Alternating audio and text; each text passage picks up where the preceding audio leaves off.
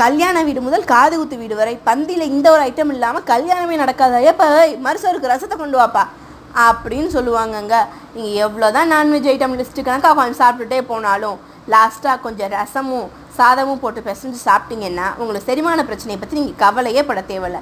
நம்ம சின்ன பிள்ளைங்க அடிக்கடி சளி பிடிச்சிருக்கு, அம்மா வாய் கசப்பாக இருக்குது அப்படிலாம் சொல்லுவாங்க.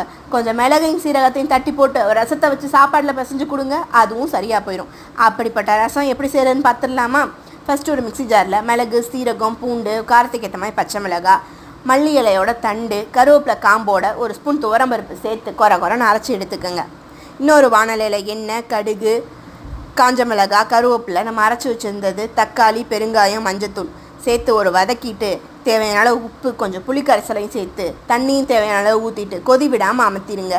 விரும்பி சமைக்கலாம், விருப்பப்பட்டு சாப்பிட்லாம். எப்படி இருக்குன்னு செஞ்சு பார்த்துட்டு கமெண்ட்டில் சொல்லுங்கள்.